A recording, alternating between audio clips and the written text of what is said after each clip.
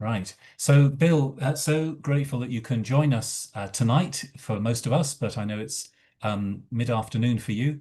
And over there in Detroit, we're really looking forward to what you want to say about being Christians who bring salt and light and goodness into public discourse. So, over to you. Tell us a bit about yourself and what you want us to think about. All right, very good. Thank you, Richard. Appreciate the opportunity. I've forgotten how I heard about about ISI and this recurring call several years ago during COVID, but I did hear about it and joined it and immediately found it to be refreshing and a source of community and vision. And I've been grateful for the work that, as far as I know, Mark Rock had something to do with starting, perhaps, and then Richard's been involved with extensively as well, and doubtless some of the rest of you more than I know. So I just want to say thank you to both of you and to this community for fostering this conversation and for continuing to nurture this group as indeed we're trying to be salt and light in the world beyond ourselves. Uh, Bill Garfield, I am shocked to say that I am 70 years old. When I knew Anne and Mark and others and Jonathan and Adrian in Toronto, I was in my late 20s. So that gives you some idea, but there it is. So I've delightfully, I feel healthy and all of that. And I'm grateful for the opportunities to be in life and to be of service and to engage. So I'm grateful for that, but there it is. So we've been at this about 50 years. I grew up in a vibrant evangelical home in Korea. My parents were missionaries, first to Japan, where they met and then married, and then sometime later they were asked, as the war was winding down, to go to Korea. And so we went to Korea, and I was born and raised there until I was 14, and returned to the United States and finished what we call high school here, and then went to Gordon College, where I met Jim Skillen, and then I couldn't figure out what he was about. I knew the aroma was pleasing, but I didn't know the arguments. I didn't know the context. And so I kept hearing about ICS in Toronto. So I said, well, I'm going to go there. I'm going to figure out what's going on here. So I ended up at ICS in the fall of 1979. I met many people, the names of which you will know: Bernie Zylstra and Paul Marshall and Hank Hart and many more. Bill, And for was those influenced who by don't them. know, just remind us what ICS is. The ICS is the Institute for Christian Studies in Toronto, Ontario, Canada, formerly located famously at 229 College Street and now at, I think, 59 George Street or 51 or something like that, St. George Street. It's a graduate program in the foundations of philosophical thought. So it's endeavoring to equip people to primarily do academic life, as I understand it, in their various disciplines, having thought through and worked through the questions of what a biblical worldview, as articulated in the bumper sticker of creation, fall, redemption, restoration, might look like. So anyway, I got a taste of that with Jim and with others at Gordon College, and then went to ICS for a few years, and then I've come back to Detroit and been involved in business ever since. I'm married. I have two adult children who live in Washington, D.C. and New York City, and they may come up in conversation a little bit later. So I've learned a few lessons in the intervening decades, and I want to talk about those briefly, talk about how I see some hallmarks, some features of our present culture, and what an opportunity forward might look like in my view. I do think we have immense opportunity. The challenge of our age, to my view, is an opportunity. And the reason it's an opportunity is fundamentally people will, in my experience, will not change when they are comfortable. But when they are discomforted, the possibilities for renewal, for repentance, for a change of mind, for change of heart open up. It's not a guarantee, but there's more possibility there. So I'm appreciative of the neo-Calvinist world. I don't live in it. I go to an Anglican church in suburban Detroit, which is largely evangelical, although I understand there's a big difference in the evangelical world between Britain and the United States. So that's a bit more colored than you might expect. But anyway, it's a vibrant place and a good place. Our pastor was recently made a bishop in the Anglican church. So anyway, a bunch of stuff going on there, and he's a good lead for us. But out of both the neo-Calvinist tradition and really the vibrant part of American evangelicalism, I, among other things, have been persuaded of the importance of the principle of taste and see. Taste and see that the Lord is good. So we need our arguments. We need to do fundamental research. We need those. We need to be aware of the antithesis, and we need to be able to offer critique and insight into our various callings and so forth. But we also need to become, in a vibrant way, theoretical people making an actual contribution beyond critique. So basically, I've been thinking about various things, and I'll get to my specific proposal about how this might work in just a few minutes. I'll try and be brief today. Um, my Irish side enables me to carry on at length if that's of any help. Um, I think this tradition has the opportunity to make a significant contribution to the renewal and refreshment of Christian piety. I am not against piety. Uh, one of the lessons I learned after I left ICS was that any number of the ideas and arguments and approaches that I learned there simply did not work with many lay people. They had no idea what I was talking about. They trusted me, they liked me, all that kind of stuff, but basically they couldn't connect. And so I've been trying to figure out how to work that forward. And so for me, there is a proper concern, it seems to me, with what some have called pietism. I mean, I get that, but piety itself is a matter of trust. It's a matter of, in that sense, fide, faith, engagement, and following. So I'm not against Christian piety. I'm all for it. The question is what kind? And so we need to find a renewal of Christian piety. And it's also a bridge to people who are not out of this tradition and who do not understand some of the tools that we use. So I want to build institutional connections. I want to build institutional and historical awareness and expectations among the people of God, as well as more widely from out of this tradition. I think we have a great deal to offer. Finally, just by way of starting out, I'm aware that I am 70. I live in the middle of the United States in 2025. So some of my experiences are not going to be yours. But if you have another angle on them, I'd like to hear it, whether it's tonight or in the future. But I think we need to find our way forward. And I have some more specific things to say. So regarding the contemporary church, as I've experienced it in the last few decades here in North America. By the way, I grew up in Korea, as I mentioned, and I had an experience of the Christian church, which was astonishingly vital. And I came back to the United States as a high schooler and was shocked by what I found. I could not believe the level of, I'm sorry, it's a friendly group here, incompetence. There are a lot of great people around. And there's some remarkable ones I know here in Detroit. I could name them. But generally speaking, the lack of awareness of the narrative of Scripture, the lack of understanding of culture, and on, it was shocking. And for me, as a young person, 14, 15 years old, I didn't, even at that age, I'm looking around trying to figure out where to put everything. But I think moving forward now, several decades, I would then crystallize that several ways. The tools that the Church of the West we have used, especially philosophical dualism. We all know the critique about philosophical dualism in this crowd, right? I think it's past that. It's done. It will not work. And the children of our children and grandchildren who've grown up in that have, among other things, for that reason, for that structural reason, have said this is not a compelling vision. This is not a compelling vision. I have a good friend. I had dinner with Mark Wallace last night. Mark, well-educated guy. He went to, in the American context, he went to Princeton University. He turned down Harvard Business School to go to Michigan because he wanted to be here in Detroit, et cetera, et cetera. He's a concert violinist. He grew up in a Christian family. Both of his families are academics, Christian academics. We have lunch about once a month, usually at a Mexican restaurant here in Detroit. He said to me several years ago, he's 42 now, I think. He said, I don't understand the idea of going to heaven. It sounds so colossally boring. Why would we want to do that? And I said to him, well, I have good news for you. That's not the vision. And then, of course, we've carried on in conversation ever since then.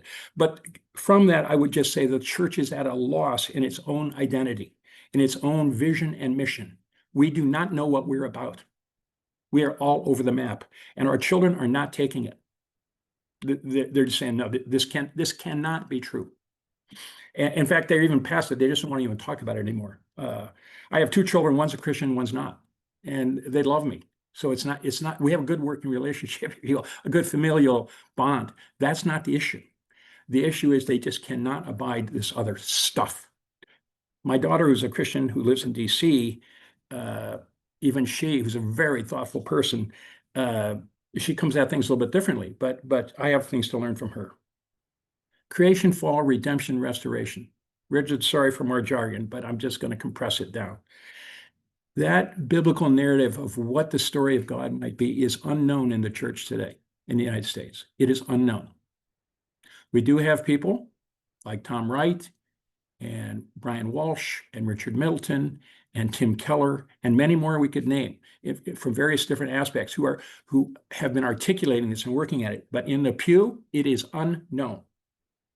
Over the last decade, and I wish I'd kept an Excel spreadsheet on this with more detail, but I have made a point just casually to ask people. I'll encounter them. I'll run into someone, either at church or in some public venue. We'll end up talking, and it's clear that they're a mature Christian.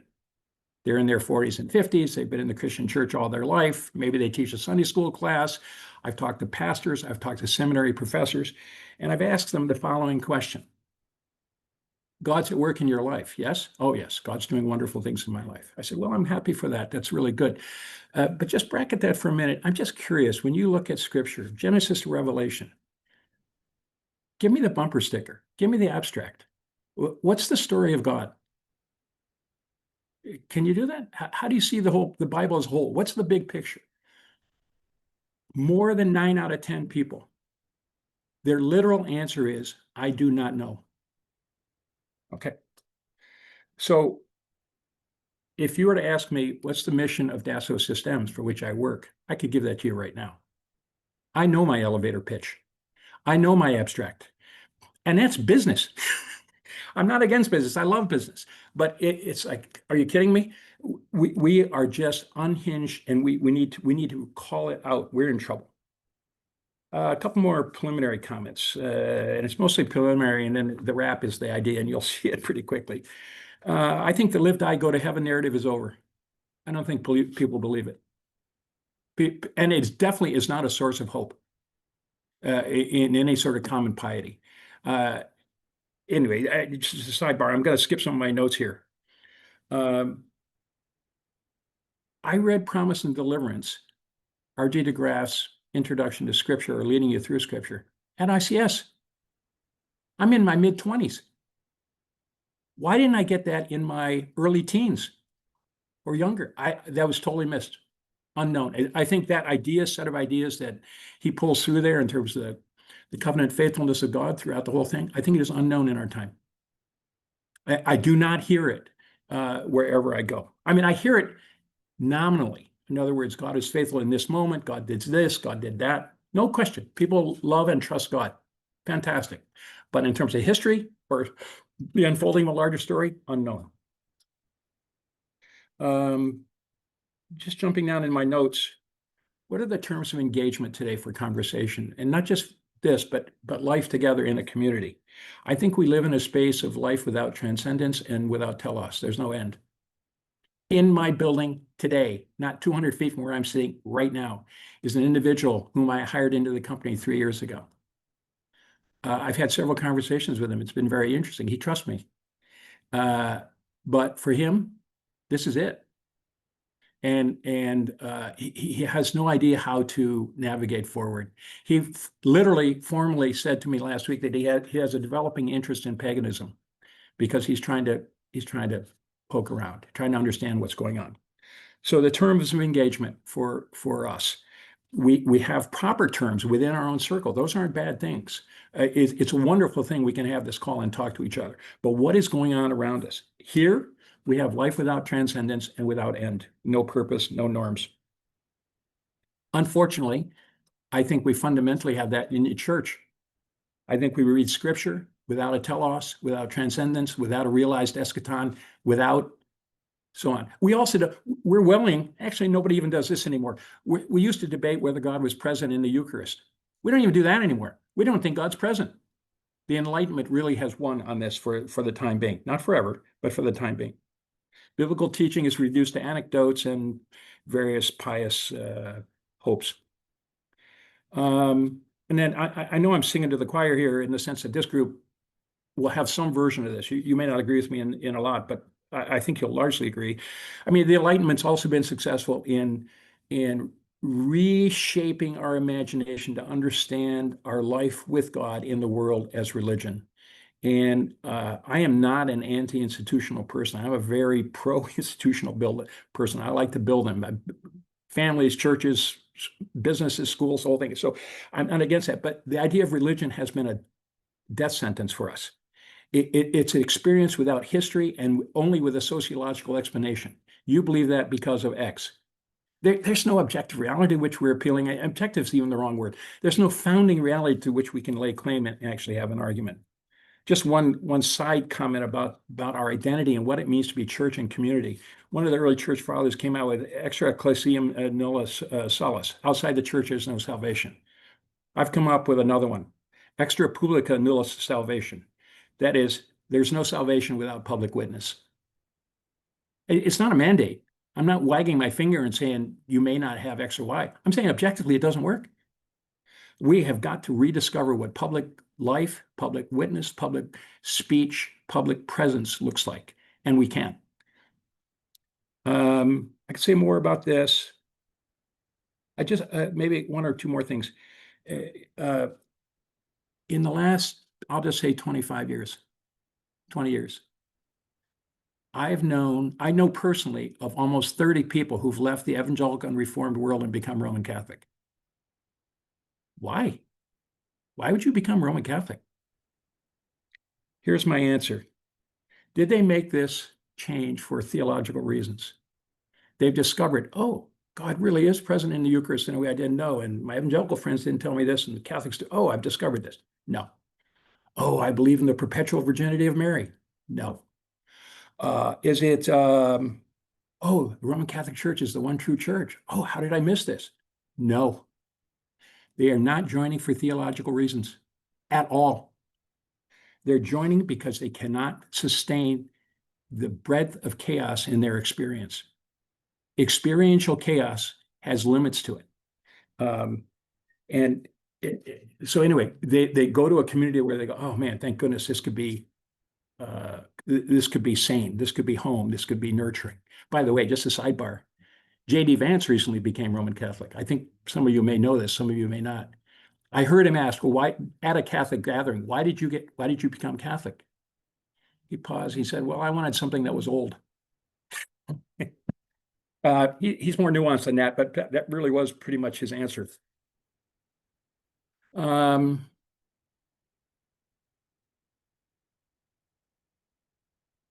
Just one comment about scripture, maybe, and I know I'm jumping around, so I hope this is okay. I think the biblical narrative includes the prospect of at least two things that are relevant here. Announcement on the one hand, and presence on the other. They're not distinct there. I'm not driving a wedge. I'm just making a distinction. I think I found people prepared to take one or the other. I think we have to take both. The church has to be present. We have to be with the poor. We have to be in the various academic fields we discussed a moment ago, so forth. We also have to be able to talk about Jesus directly, by name. There's just something distinct about it that's required. I'm not good at this, but I do think it's true. There's something intrinsically public about our character and about our witness and nature. It's just not that. It is that. I think the Kuyperian tradition in that regard has a lot to offer about how to be present and how to announce. Just a sidebar, I do two things just on the side. I'm a guardian for an individual who's got a brain injury, and I'm on the board of a Christian school in Detroit that serves the poor. All of my non-Christian friends, if we talk about anything important, they're interested in those two things. They don't want to talk too much about Jesus or about history or about meaning or anything else. They do want to talk about those things. Why? Those are open doors for them. They can see the integrity involved in those things, and it's important to them. I think we need to walk right through those doors and go on. But I do not think behavior alone is enough. They need to hear the speech of God from us, and you and I are those voices. All right. So I think the people of God need to be built. I think we have with the diminution, the change, the challenge of postmodern life, I think we have an opportunity we didn't have during the heyday of modernity. I think, as I said a minute ago, I think people are willing to entertain things and be open to things they never will when they're very comfortable. So on. Just a couple more comments, and I want to put my very specific proposal on the table. I used a word earlier with Richard before we got on the call, which I just want to, he suggested I should maybe tease out a little bit. Fruitful public witness necessarily entails ethical contribution. We're here to offer more than critique. We're here to offer much more than judgment or assessment or whatever. But we're here to offer, well, the term is the word of life, right? So I think there's a ethical contribution we have to make, and it's part of our way forward. And the question is, how do you do that? How do you do that? I don't think anybody here would say you're against that. So Christian community needs careful, nuanced, profound, and perhaps lengthy analysis, and critique is essential, but we have to offer bread. There's a reason a lot of those metaphors are nourishing. Talk about the bread of heaven, or we talk about being fruitful, those kinds of things. There's a sense in which that's what's going on here. It's not just analysis. So if it's not by bread alone, it's also not by critique alone. A couple more things, maybe. I just may, as we think about the nature of tradition and our involvement in various traditions of various kinds, I'd like to offer this. Traditions, in my view, do not answer questions, but they provide the framework in which the questions arise and then are answered. So if a tradition is something, is a model, if you will, for how to address or handle certain sorts of things, these frameworks arrange our experiential and intellectual furniture, I think, and they do so in a way with promise. Traditions always have promise. When they lose their promise, they're done. I don't care if it's a political tradition or a faith tradition or whatever. There's hope and promise built into these things. So the diminishing of modernity in our time, this 18th century and following exploration or test, if you will, of how to be present in the world and how to do the sciences and everything else, I think the hope of modernity is falling apart. And instead of wringing our hands over it, or being glad about it, I would just say this is an opportunity. This is an opportunity to step in and help open a new conversation. I've already mentioned some things about repentance and about piety. I'll skip all those. Just one last comment on this, and then I'll get to the particular details, which won't take long, and I'll be done. Most people I know, including most Christians today in my circles, are exhausted by life. They're exhausted by life in this time and are looking for hope and for deep renewal, or of abandoning it altogether. Just put your head down and go away and don't get hurt and be happy. We've substituted happiness for holiness, including within the church. How you doing? Everything okay? You good? So on. Even the questions we ask have to get reshaped, so on. And all of us have become skeptical as late modern people or postmodern people. We're skeptical of the naive and the inauthentic. And so in engagement or conversation or whatever, we're skeptical of it natively. We have a defensive shield around us for these things. In this context, it seems to me hope and vision are of immense significance. I had a pastor tell me, a Christian Reformed pastor, a conversation a few years ago, remind me that God doesn't push, we shouldn't either. I think that's pretty good advice. God's not twisting our arms. We need to be patient. We need to be generous. We need to be genuine, and allow God to work, the Holy Spirit to work, and so on. But we also need to be present, and we need to open our mouths where it's appropriate. Building up the people of God is no small task, let alone the wider communities. Enabling them to see examples of working faithfulness, which is where I'm going to get to in a moment here, very specifically. We need to help people understand the present culture. We need to understand the present culture. We need to help them be renewed in hope, in the hope of creation care, of so on, of all the tools that are needed, of perceiving the gospel's public nature, and then to enable people to fruitfully engage. How to set expectations about what engagement looks like. So beyond public affairs, we need to show examples of thoughtful faithfulness lived out in the mundane. And I would just close that piece by saying piety matters. And now the specific proposal. Richard, are we doing okay? Yes, this is good. So this is real quick. I'll just read this last piece. And then let's have some conversation.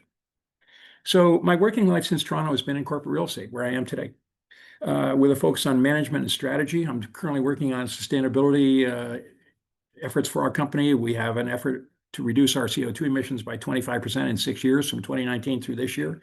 So we're doing all kinds of stuff to do that. That's a different conversation, but it's interesting and it's good work. And as I mentioned, I work for a French software and cloud services firm, pretty good size, just for scale, like 25,000 people. So there's a lot of good stuff going on there, I think. That said, I'm thinking of leaving. I'm thinking of leaving this fall and starting a new project in the social media space. My interest in public affairs and in various aspects of culture and society has not waned since Toronto, and I think I see an opportunity in that social media space. The project which I have in mind is this. It's the production of a recurring podcast involving a panel of generally Kuyperian or maybe Leo the 13th Catholics, people who are serious about Christ and culture and creation and order, and the immediate world, probably academics, but with different areas of specialization, meeting often to discuss specific current events. In a sense, that's it. It's that simple. But let me tell you a little more. So the project assumes that we, Christian people who are concerned about God's kingdom coming, for the world and for the reputation of God, the name of God, we need to learn to speak in public about public affairs, substantially, generously, and with clarity and with engagement. We need to be real about real things that are on the ground happening, but to bring that kind of framework to bear. Moreover, we need to speak in ways that are accessible to non-academics. I'm not looking to do evangelization, although I think that's important for other reasons, and it's a different topic. And really, I'm not even looking to persuade anyone, including those who may disagree with the participants. Rather, I think we need to demonstrate the Christian mind on display in public, comfortable with, engaged by, and compelled by the architecture and mission of the kingdom of God, working out the many implications embedded in the delightfully complex and pressing concerns of our time, and not primarily in reaction to any other group or any other trend or vision. So this proposing recurring discussion might have these or perhaps some other features. One, the intent is to facilitate public discussion around current events among competent people of goodwill, but also with different, as I mentioned, different vocational foci. The conversation could run as long as an hour. It's a podcast, it's not live television. And therefore, there would be opportunity to develop an argument or line of thinking. Two, public knowledge matters, and learning how to engage in public with an ironic tone is important always, but especially now. I follow a podcast from Stanford University, and for those of you who are not Americans, it's on the West Coast out near San Francisco. And they produce a recurring show called Goodfellas, which is a riff on a movie title of a similar name from several years back. So Goodfellas is a recurring discussion of public events by a historian, a guy named Neil Ferguson, an economist, John Cochran, and a geostrategist, a guy named H.R. McMaster, who was in the U.S. military and in the first Trump White House, amazingly, and naturally, like everybody else in Trump's world, got fired. The variances in their professional foci is helpful, inasmuch as each participant brings a different angle or insight to the conversation.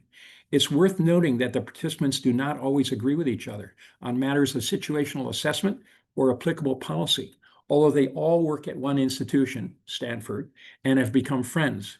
And therefore, the dialogue is always both pointed and generous. And it was thirdly from Goodfellows during COVID that I took 2 cues and a proposal. One, while I've enjoyed Goodfellows in various ways, I could not escape noticing that the integrating element for their program was a confident but muted libertarianism. And I'm glad to get into that if anybody wants to get into it, but it's a subset of the liberal world that's got a particular angle. My hope for our own podcast is that the Christian vision of the panelists will be substantial and inform their comments, but without making a discussion of Christian faith per se the first focus of the program. The conversation from the libertarians on Goodfellas focuses on the issues and content, and they spend very little time discussing their worldview. I propose that this program take the same approach, but from a Christian ground.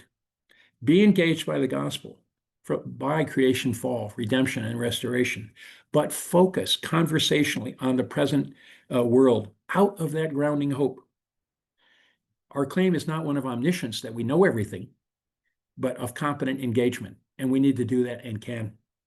Two, during the pandemic, like many others, the good fellow participants all went home instead of sitting in a very expensive, nice studio at Stanford. And they continued their program on Zoom. Three, and then the light went on for me. My COVID experience with Zoom, watching Goodfellows, and in my own work on a regular basis, made clear to me that the presentation of a Kuyperian public affairs program could be achieved without the requirement of significant initial financial capital, but with the requirement of significant intellectual capital. Financial capital can be developed later if the program is successful, but the intellectual capital very likely already exists and simply needs to be pulled together. By the way, in the intervening time, I found it's difficult to pull it together, but I do think it's possible. So net for now, I'm persuaded by my post-Toronto decades in Detroit that people need icons. They need new visions of other ways of being, including in public discussion about public matters, that public knowledge matters, and that the unraveling of modernity is creating new space and opportunity for the people of God forward. I'm not proposing in this venue to discuss the framework or claims of Jesus, but simply to work from that way of being into public conversation on multiple topics with potential impact on the wider community. And I'm persuaded that this program should be available in audio and video primarily. Books and articles, research remains essential for multiple reasons, but most people I know no longer read. They only listen and watch. We don't need money. We need people. People who have insight and talent and interest in this type of project. To my knowledge, and it is limited, I know of no one else doing this work. I know there are a lot of podcasts out there. At last count, there were more than 30,000 podcasts online. That doesn't surprise me. But here's what I'm talking about. I don't know anybody who's meeting together in teams on a recurring basis, who's neo-Kuyperian or neo-Calvinist Kuyperian, who is going to do a quality product, who is focused on public issues of our day, and is not primarily theological in nature. So suppose I'm wrong. Suppose somebody else is doing something. Great, no problem. We need more, not less voices. Let's engage. I would comment, I do have friends in Catholic media, Roman Catholic media, who are doing some very interesting work in this regard. One last story and then I'm done. When I was at ICS, there's a woman there named Dorothy Rogers. Some of you may remember her. And one day she called me, she found me and said, hey, you need to meet these people. And so I went out into the hallway and I met a couple from Detroit. And that was the reason she had decided to make the connection. And I'm in her debt for that. They became very good friends, Al and Sally Creston. They were Reformed people. They were from Michigan State. They were indeed in Toronto on personal business and were aware of the ICS and so forth. So they stopped by, and that's how I met them. When I got back to Detroit, I looked them up, and we've become fast friends. Al, I'm sorry to say, died a year ago. Al was brilliant. Photographic memory. He had a personal library in the tens of thousands of books, and he was thinking about similar things to what we're talking about today. What does public witness look like? So he was asked to join a Protestant radio station here in Detroit. That's effectively what it is. And it did a talk show from 4 to 6, 5 days a week. It did it live, 2 hours a day live. So it dealt with calling guests or guests plus call-ins and everything else. And after a while, he said, look, what am I doing? I'm acting like pastor in church to people who are calling in. They need to be part of local churches. I'm not their pastor, and one thing led to the other. And he resigned his position with no job and a family and went down the road of becoming Roman Catholic again. He had grown up that way. Somewhere in that process, he met a fellow locally who's very wealthy, Roman Catholic guy, also concerned about these issues of Christ and culture. And they sat down and Tom said to Al, I understand you have these talents, da, da, da. What should we do? And Al said, why don't we start a newspaper? So this was 30 years ago. So Tom said, yeah, I'll fund that. Let's do it. So they started a local newspaper and it went for a year. And then Al said, this is the wrong technology. This is not the future. Let's try radio. And Tom said, okay, I'll fund it for 5 years, but I'll cut your gift 20% every year. Do you want the deal? And Al said, I will. And that was, I think, 29 years ago. Today, that station in Ann Arbor has morphed into a network of about 400 stations across North America. And Al was being listened to day by day, live, at least 2 hours in each afternoon, talking about Christ and culture, or talking about the events of American politics and wide range of issues of culture. He's the kind of guy who could pull quotes out of his head from books that he hadn't looked at in 5 years. It was a remarkable thing. But Al, I met at ICS. Al, I joke about this. Al's the most widely known Kuyperian radio personality, comma, who's Roman Catholic, period. God does surprising things. And I think there may be more good surprises ahead of us for now. I'm committed to the renewal of public life. Public life matters. Public witness matters. There are enough quotes directly from Jesus in the Gospels about this issue that should get our attention. I think we have great opportunities before us, but I think we need to find a public voice and think structurally how that might work. And Richard, maybe I'll stop there. Could go on for the rest of the afternoon, but I'm glad to engage in any conversation if you guys have it, or disagreement. If you disagree with me, I'd like to hear that too. Thank you. Thank you, Bill. That's really an epic journey, I think, that's led to an exciting proposal, as you promised. I'd love to invite others to switch on and join in. I'm sure there'll be thoughts and opinions on what you've suggested. I'm excited, for one, to hear this proposal. So who'd like to make a comment or ask a question? Richard, could you switch my video on? Because you switched it off. Yeah, sorry. Does that help? Thanks. Yeah.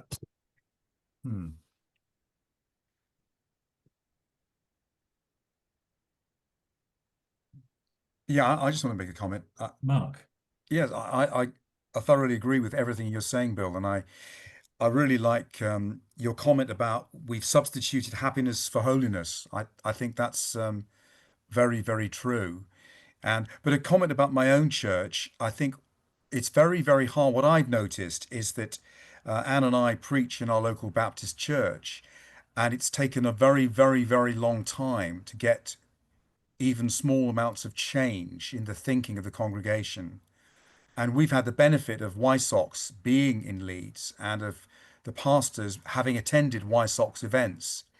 But it's just an extremely, well, I'm agreeing with you. It's very, very hard and challenging to challenge this very pietistic, dualistic way of thinking.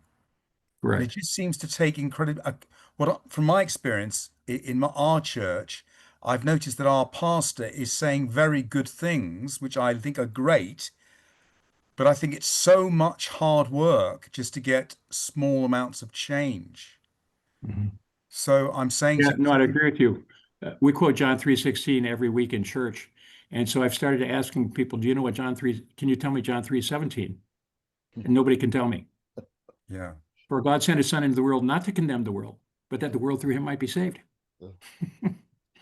So I think my argument is to you, Mark. First, stay engaged. I commend you for that. But second thing, there's a sense in which we don't need to twist arms.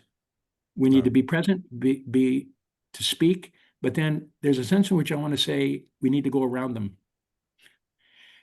That's why I look at this podcast idea. The idea for the podcast is to demonstrate what another way of thinking and imagining and being might look like. This is what I mean about icons. Icons are meant to be alternative visions of ways to be. You've got this life, it could be like this. Look at this person. I think we need new icons. And I think we can do and be that. And it's not, we don't have to reinvent the wheel. It's amazing. We have this thing you and I are using right now. We have people on this thing from around the world right now in conversation as we speak. And none of us spent another dollar or a pound or whatever to get on here. It was just a few clicks, and there we are. I think the opportunity, we need to not honor the roadblock. We can acknowledge it, but go around it. What do you think? Yeah, I'd love to hear other people's thoughts about this. I do find a lot of people encounter the roadblocks you're talking about in the United States. And then they spend a lot of energy, often publicly, ranting about what's wrong with the roadblock. You know, those people are such and such. They've got this problem, that problem, the other thing, and so on. And I find myself saying, wait a minute, you're using all the airtime being mad. I mean, there are things to be worth being mad about, but not every day. And you know, I'm just going to go around and we're going to put other things on the table. I just want to say one thing. I do think that, you know, you mentioned Promise and Deliverance, and I think it's a fantastic book, and I've enjoyed and studied it very carefully. And I agree that good preaching to inspire people to have a kingdom vision is very, very important. But the point I'm making is that in our church, Anne preaches and has had some very, very good feedback. And I've preached and I've had also very good feedback, but it's just that it takes so long to change this mindset that is just it's about church and church activity. That mindset is very deeply ingrained. So I think your idea of a podcast is fantastic, but how do we get ordinary Christians to attend that kind of podcast and take it seriously? That's my question to you. Okay. So others may have a better answer. My answer is twofold. You have to be patient, and marketing matters. And yet you have to put good content out there. It's got to be done really well. There are enough really bad podcasts out there. It's just not interesting. And nobody will stay around. I don't mean just in terms of the technical aspects of quality, although I'm in favor of those too. But the raw video has to be edited and put together in a way that it makes for good listening and good watching. It's not an either or. We need good content put together well. Yeah. And at some point you have to say, look, we're going to learn and we're going to change and we're going to keep trying new things. But at the end of the day, God brings in the kingdom. You don't. And I definitely don't. But God will show up. I mean, that's another thing I think everybody on here will acknowledge. Very interesting things happen when God shows up. I think Jonathan raised a physical hand first, and then Elaine, virtual hand. Jonathan, do you want to go quickly?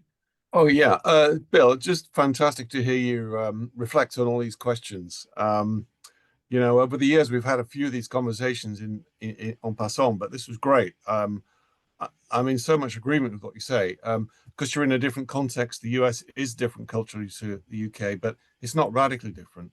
And we can recognize, I think, everything you said, abundant evidence of everything you said, particularly about the dire state of the church, but also the dire state of public culture generally. You know, the lostness of so many people over here. I mean, it's very clear. It's kind of contained to some extent here for various cultural reasons, but it's very much there. You know, the level of biblical understanding in the churches these days, generally, in my experience, is incredibly low. And preaching is being dumbed down, literature is being dumbed down. I mean, it's really, you know, we recognize all of that. But what I really appreciated is your call to us to, you know, push on the opening doors, not continually reiterate denunciations and critiques and diagnoses. You know, in my field, I'm constantly fed up by this, that there's 1,000 political theologians out there who can give you highly sophisticated critical denunciations of everything that's wrong. But it's a really quite a small number who are starting to sketch an alternative, a constructive alternative that goes beyond very small scale, very countercultural kind of protest statements or movements. So I echo what you say very much, and you know, we definitely need more of that. But the challenge that you present is to us as those shaped by, this reform tradition, is that this tradition is, I was going to say it's an analog movement in the digital age. It's a 20th century in the 21st century. They're cute. Hey, Jonathan, you will appreciate the irony of your face freezing on digital and quite analog. rarefied, and as you say, the language, just the modes of communication. So I'm being slow to. Where are we? Elaine, why don't we go to you? Because I think our friend lost his voice. I can't see ourselves on the screen. Can anybody else see us? Yeah. Yep. Okay, then that's fine. Yeah. Jonathan, we lost you. We'll come back. I think we've got Jonathan back now. So when did you lose me? What was I saying? You had a very long Analog and digital. Analog and digital, yes. I had a very long what? face. It's all right. Carry on. Just basically that, as a movement, as a particular movement, a niche movement, we have got to accept that, the world that we're in is no longer the world in which this movement was formed. And something like what you're proposing, I think, is a great idea. So, I'm basically. I don't mind being niche, by the way. Sorry? I don't mind being niche. Oh, sure. Yeah, no. I was reading yesterday the gospel or the Old Testament reading on for Wednesday mornings, and Book of Joshua. I forgot where it was. People of God are going in and to take over something, and God says, "Yeah, you got too many people. Yeah, you got too many people. And if anybody's afraid, they can go home." 2/3 of the people leave. Now they're down to 10,000 people. And God goes, "Yeah, you got too many people." What? We got to take it? What? No, you got too many people. Here, we're going to do a little test. Let's everybody get a drink at the brook. Net. Out of the 30,000 people, 1% went forward. And that was not a mistake. That was God's decision about how he's going to demonstrate himself. Niche is fine. Not worried about niche. Elaine. Oh gosh, I've lost. Can you still see me? Right. Yeah. Sorry, I've lost the program. I was trying to find an example to show you. Anyway, I know you can still see us. Really, what I wanted to say to Bill is we have been doing this for ages and ages in the UK, not in great quantities, but sometimes very, very significantly. And it has had limited success and varying success. So some of the podcasts, some of the people who know how to communicate to various audiences, and they are very discreet audiences. So Nomad, for example, the Nomad podcast, which I've taken part on lots and lots of times, aims for an audience between the 17-year-olds to the 25-year-olds. It's jerky, it's funny, except it's not funny, but it's kind of humor that never turns me on. It takes ages to get to the point, i.e. the serious point of opening up culture in a Christian way. And on the way there, it's dead boring for me and people like me. But it has an enormous impact on people who are watching or listening to it. It's mostly listening, though they have had a few podcasts that have also been visual as well as audio. It's taken them, I think, between 8 and 10 years to build up this kind of broadcasting clientele. And now I think they tell me they've got 15,000 people who log on regularly. And that is a success story. On the other hand, you have people like Tim Wyatt and John Wyatt, both of whom incredible Christianly aware people. John Wyatt is a pediatrician. He's written books. He used to be part of my group at the London Institute of Contemporary Christianity. I travelled with him and John Stott on a wide range of issues up and down the country and abroad. And he's probably the best person I know on medical ethics, but also on neonatal practices and on worldviews in general. His son, Tim Wyatt, is a first-class journalist, a leading bloke in the whole communication thing. And they've got this brilliant podcast called Matters of Life and Death, one series, and then various series. They get an audience of between 30 and 50 people. It's really worth listening to. You've got to have your antenna up so that you know the story so far before you actually can get into the broadcast. But then it works. And yet 30 people many of whom already know Yeah. that stuff, and they're logging on because they just love to hear John Wyatt again. Then there's Inspire, which goes out in visual and audio form. That's I'm just trying to remember the name who runs it. The chap who runs it. That's almost that's certainly every month, and sometimes twice a month. He puts out this riveting program where he just interviews kind of world-shattering front runners alongside very ordinary people who've got an extraordinary story to tell. They're all Christians.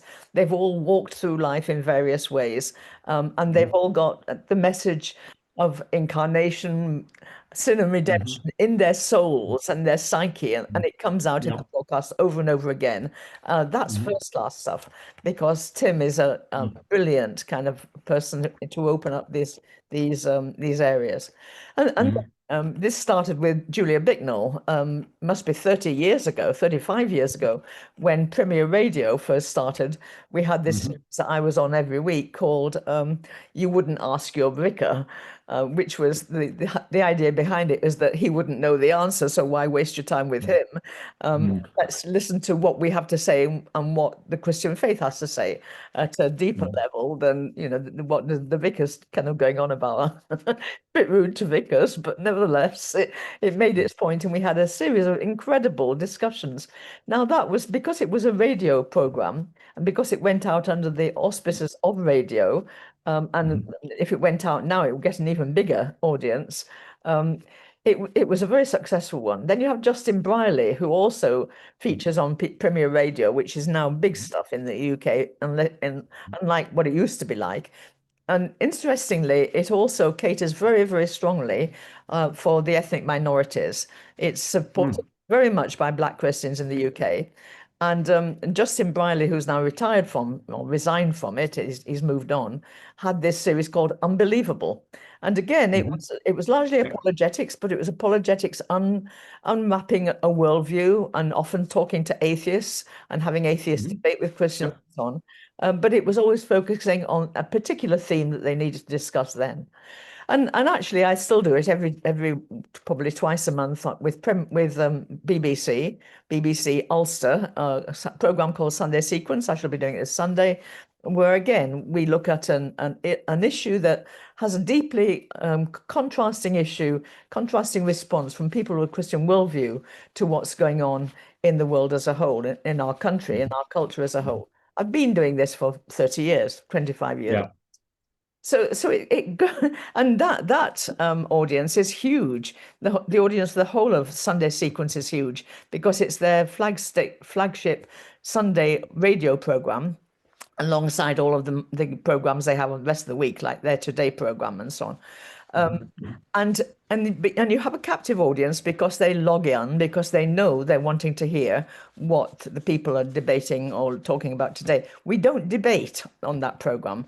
It's not on the one hand or the other hand. It's not about polarization. It's not about talking somebody else down. It's an issue-centered program. So we take an issue and get the guts out of it from a Christian perspective, from a non-Christian perspective, from a professional perspective, if it's about counseling or therapeutics or whatever. And it's predominantly Catholic, because Northern Ireland has got a high Catholic majority and they're listening in. And I get on incredibly well with the Catholics. I've not yet found anything to disagree with in most of the broadcasts we've had. And that, again, is an enormous success. So this is all great. But then if you look at the people who are engaging, they're all middle-aged to old people in all of the things I mentioned, except Nomad. Nomad is the only podcast I know that gets to these youngsters, and a lot of it is trivial as well as good. All the research suggests that people who are using social media have a concentration span of 2.5 minutes, and then they'll switch over to something else. And if you look at Netflix now, and if you look at what's going on in Facebook in terms of the video stream, you will get 2.5 minutes of a video, and then there'll be 2.5 minutes of another video, and it goes on ad infinitum. bottom. Yep. And that's what's going on in the culture now. The people we're trying to reach with the worldview of creation, fall, redemption are used to 2.5 minutes of watching something, and then their mind switch to something else, then something else, then something else. How they manage to have a mind at all at the end of it, I can't even begin to imagine. But that's what it's like out there. Now, how do we approach that? Well, That's big stuff, Bill. well, a couple comments back. Thank you for that. That's helpful. It's not surprising. Anything you said there is not surprising. Related but different. Yesterday or the day before, I read an article from a group called Microsoft 365. It's one of their research groups talking about how people use business and how they use the internet and so on. The title of the article was "The Infinite Workday." And they're talking about both the ability to concentrate and do what they call deep work, which is nobody's giving time for that anymore. It's just responding incrementally to every little transaction that's coming up. I'll speak for myself, I probably get 100 to 200 emails a day. Okay. And that's not texting and meetings and everything else all day long. Okay. So the comments you make about how people interact with a podcast or anything for 1, 2, 3 minutes, that's not surprising at all. That point taken. I do think, and I do take your comment about demographics, age, and who's attracted to what and so on. Those are all that work has to be done without a doubt. But I don't see how should I say this? I think you can put certain kind of language. I think we can market to different segments. Mhm. And I think that's not a bad thing. It's a question of being effective at communications, understanding your interlocutors. Where are they? Who are they? How are they pivoting? And you get into that. And we're definitely going to need new models, though. But I think beyond the tech, the business case issues you're raising, I think we also have to. I want to concentrate on saying, look, we need a different voice that is intentionally ethical, that is not firstly theological, although theologically embedded, but is firstly concerned about whatever the topic is. What's going on in Gaza, what's going on with $37 trillion in debt for the United States, what's going on with whatever the event or subject matter is. And people who are interested in the debt level of the United States and the impact on our GDP and everything else, they're going to dial into that. Somebody else is not. That's okay. But I do think, to me, this is not one podcast. This is, I don't know how many. It could be a lot. But it's a question of how we're going to be present in that space. It would be my argument anyway, or part of it, or the premise of it, something like that. No, but that's great, and I wish you well on your next interview or discussion. It's on holidays because Pope Leo said something about the fact that he was not going to be like Pope Francis, who worked himself to death. He was going to take a holiday. So they're taking the whole issue of holidays. And I'm the person who will unpack holidays from a Christian worldview position. By the way, just on him for a second, fascinating. He took Leo as a name. He's also, as you well know, an American. He's been making all kinds of comments about Trump without using his name. Wonderful. Yeah, and people are picking up on it. We know what you're saying. Yeah, it is wonderful. It's great fun. Great fun. I think we have to rethink how we articulate the gospel. The gospel's not, I keep saying to people, we have a problem, it's not God. God's not the problem. We've got to rethink what we're doing and how we're doing it. And we're not stuck. If we're stuck, we need to get unstuck. We don't have to be stuck. There are ways forward. Yeah, I don't know. I have, back to the church thing for a second. I remember I was walking down the hallway with our pastor a year ago, 2 years ago, and I was just briefly discussing his sermon. He'd said something. I said, "Oh, nice work, Alan," yada yada, and he had talked about that phrase about God making all new things in the eschaton, if you will. And I said, that's not what the text says, right? He looked at me. I said, it says God's going to make all things new, not all new things. And he goes, I said, that's not the same thing. And you just have to let him sit with it for a minute. Let it marinate. Let him work it through. And so he found that interesting. And then, of course, I mentioned John 3:17 from time to time. I actually have one guy at church who stops me periodically and wants to talk about John 3:17. And what does that mean? And but the idea of like culture is not even on the radar. Cultural mandate, what is that? I don't go to art museums. That kind of thing. Anyway, I hope you find yourself encouraged today and connecting. Jim Skillen wrote a little book many years ago called Christians Organizing for Public Service, what I call the COPS book. And one of the takeaways from that book for me is the significance of organization, of connecting, conversation, build. We're hiring a head of school in Detroit the other day. So I had coffee with a guy and we're talking about different things. I said, Don, we need to build. We're here for the long term, and so we need to do that. So connecting, building, organizing, it's not waste time. It's not waste time. And your conversations with people a generation younger with you, go out and have coffee, talk to them. It's not waste time. I hope you have good coffee, but it's not waste time. So with that, Richard, we might be done. I see. Well, is that it? Well, no, let's see if there's any other comments or questions. I was just thinking, I mean, Mark, you've been on Justin Brierley's Unbelievable show, haven't you, once or twice? But you've also done a lot of other speaking outside of Christian or church circles. I just wondered if you want to, I mean, is that something that you think you could do more of, or that others could be doing? For example, speaking in a school, speaking on radio, using examples from contemporary culture. I think you tend to speak not in this sort of antithetical, critical way, but more in a constructive way, don't you?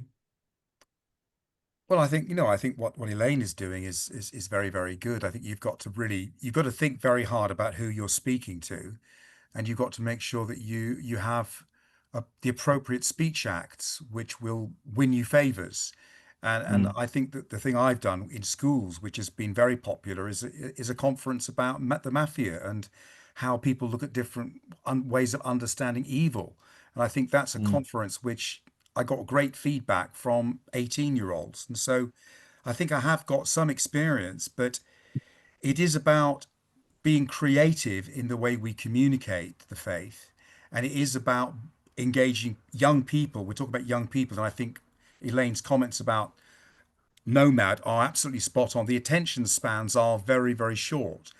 But I think you've got to be very, very punchy, and you have to be very, very, fitting in with what they find interesting. But I think you've got to then open it up in a worldview way. And I have been encouraged by the responses I've had from sixth formers who come up to me and are very positive about the conference. But it's a huge amount of work to actually get the right tone and the right amount of the combination of humor, which I know Elaine's good at. You've got to be entertaining, but you've also got to be, well, I think you are, Elaine. I think we've got to bring together worldview teaching with being entertaining, but also affirming, as you're saying, Bill, good piety. I think we need good piety integrated with worldview teaching, but also with storytelling. And I think I'm not saying it's everything, but I think that's part of how to reach young people. I'm talking about 17 and 18-year-olds. And I think they are an absolutely crucial age group. Yeah. I think the academic, it's easy because, in a sense, probably everybody on the list here, listening to Bill, comes from some kind of academic background. We're all familiar with that. I think it is the great unwashed.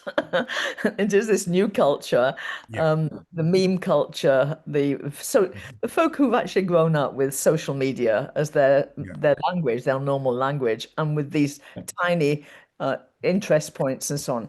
Moving into that and moving them to something bigger and better, I think is a real challenge. I couldn't do that. I mean, I would be a total failure if I even tried to do that. I mean, I can show memes, and I have talked to sixth formers a lot, But they've nearly always been the brighter end. I'm terribly aware of that. And so there are dearths of ability in all of us. So, but I think that we work where we have our strengths, where we're known to have strengths, and move into those kinds of areas. And there ought to be enough, as Bill is saying, for everybody to have a go at something. So, I mean, this week, for example, I've got a colleague at Newnham College. I'm a life member of Newnham. And I went in for a party and bumped into this woman who is the professor of Mandarin. I had conversation with her a year ago about the Christian faith, and she's wanted to carry on that conversation ever since. We never had time because there's always been something else. Bumped into her in the corridor. Elaine, she said, just the person I wanted to talk to. Is there any chance that my PhD student can interview you this week before she goes back to Shanghai? I said, what on? She said, on global citizenship education. So I said, well, of course, I'm the world's authority on that. Come on, Lucy, what could I tell her? Elaine, you'd be absolutely ideal. She said, just do your stuff with her. So I kind of came back and thought, oh, for goodness sake, this is terrible. This girl then contacted me immediately. Could I possibly interview you on world citizenship education? Sure. Can I come to your home? Yes. In the end, I went into college yesterday. We met. We had 2 hours together. I found I knew an awful lot about world citizenship education from a Christian worldview point of view, because first of all, you ask, well, what is citizenship? And what is it to be a global citizen?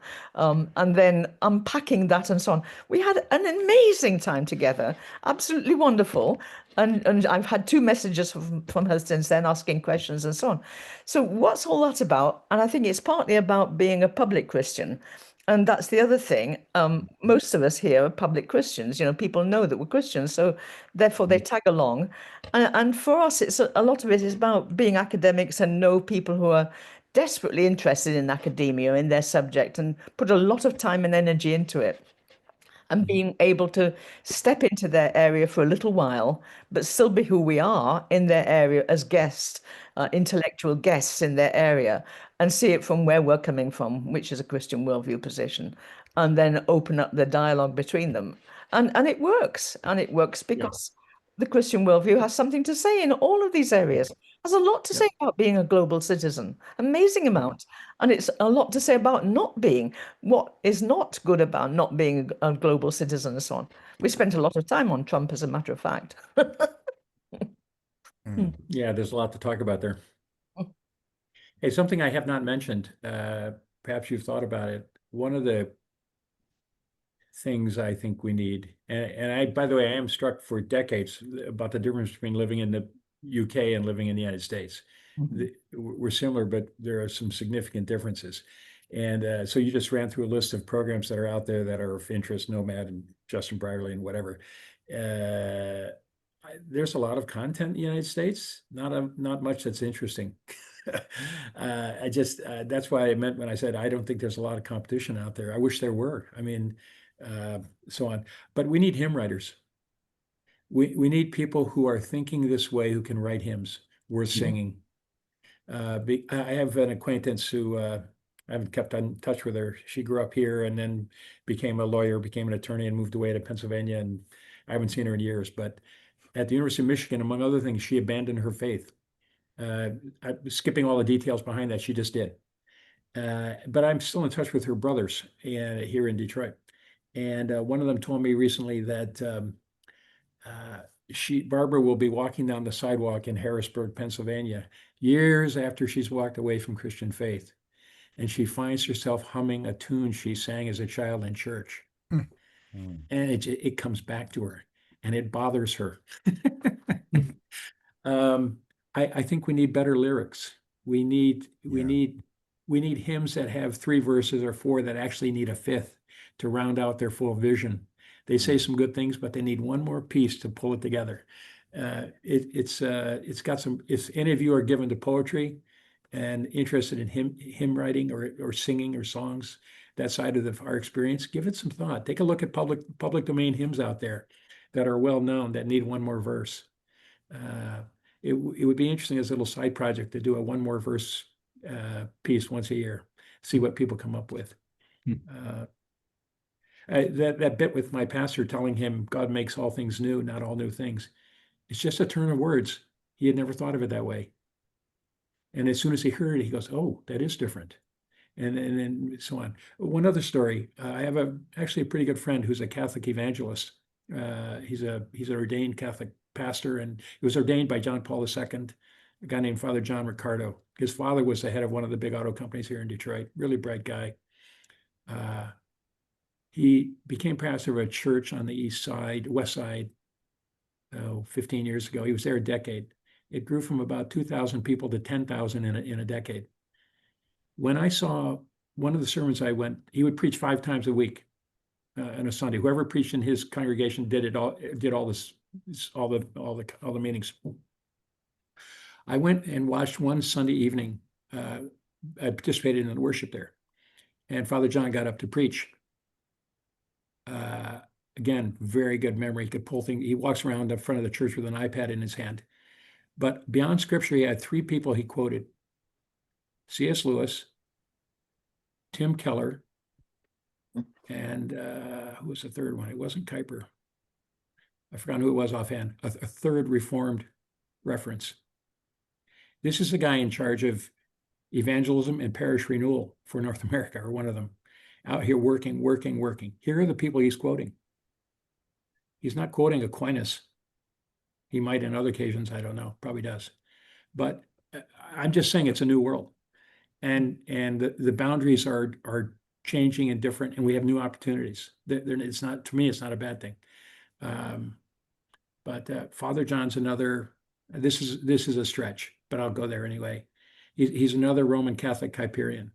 He doesn't know Kuyper well, but I mean, my point is, it's the taste and see, taste and smell kind of proposition. He reads Tim Keller and he goes, "That's my guy." You read C.S. Lewis and goes, "That's my guy." N.T. Wright was the third one. Tom Wright. He's quoting him. Tom Wright is one of his favorite authors. He refers to him as, Bishop Wright says the following, in a large Roman Catholic church in Detroit. This is it's in a good way. It's a new day, and there are new opportunities, and we need to continue to bridge and build, identify those people who are colleagues with us, friends with us, who are concerned about the kingdom, and don't push them away. Pull them in. Go have a beer. Talk to them, and so on. Good things can happen. God will show up. It's really interesting. God has not died. Don't worry. You're going to be fine. Things are going to work out. We have great days ahead. I'm encouraged by all of this. I do take your points, Elaine, about the realities of podcasting. I'm okay with being niche. I just want to be good and faithful and interesting. I'm not interested in being boring in any category. I don't know. Have we covered the waterfront, Richard? What else would you like to touch on, or are we done? Well, I mean, I think this has been an inspiring call to action, and I think it's leaving each of us pondering in different ways what our role might be, or what we're already doing in some cases, how we could do things better. I think it's been a very helpful call, and I think you've woken some of us up, including myself, to the need to be a public voice, to speak out in positive ways. And as you say, not to be sort of incarnational, to be present, but also at the same time evangelical, announcing. I think also what you say comes at a good time for us in Thinking Faith Network, where I think we're thinking hard about our future as an organization, what we can do to become more of a network. And in fact, we'd love to have ideas from many of you about that.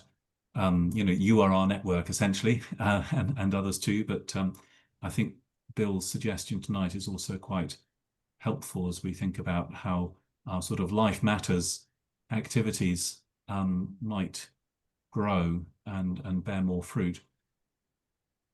So I think, unless anyone else is having any thoughts they want to add, I think this might be a good time to wrap up and to thank Bill very much. You've shared a lot with us, a lot of life stories and a lot of encouragement and a lot of faith. So thank you very much indeed, Bill. Yes. Hey, Richard, let me just add one thing. I'm involved with a Christian day school in Detroit. Just to use jargon, I'm the only Kuyperian there. There's a Baptist pastor, African-American guy, great guy. There's several people on the board, just wonderful people. They know nothing of creation, fall, redemption, restoration, zero. Hmm. And yet, their behaviors are ahead of their thinking. They're founding a school, they're serving the poor, they're engaging, they're doing things beyond their knowing. They're skiing over their tips. And I think God will honor that. So when I open my mouth, for them, I'm like a foreigner. It smells right, but they have no idea where I'm getting anything. They're just trying to figure it out. And they keep coming back. We want to hear more about this. So we're talking about educational philosophy and just 100 things and so on. I'm convinced people are hungry. There's a sense in which if we will be patient, don't push, but open your mouth, you will be surprised at the response you get in a good way. In a good way, including my friends who are skeptics. They remain skeptical, but they still want to talk to me. It's an interesting experience. Yeah. I think that has been one of the thought-provoking things you've shared is that there are collaborators that we didn't expect out there. I mean, you mentioned the different, talking with Catholics, talking with people, as you say, sort of anonymous Kuyperians who don't know the name, and the need to have enough sort of creative friction sometimes or tension that the conversation becomes really fun and dynamic and goes somewhere. So I think was also a message for us there. Elaine's raised a virtual hand once more. Do you want to? Oh no, I'm trying to get I don't. Oh. It's the technology. You've muted yourself. Right. Okay. Well, let's thank Bill very much indeed, and I think this conversation will go further for sure. Thank you everyone for your time and for your thoughts, and may God bless our callings, bless us in our callings as we go from this place.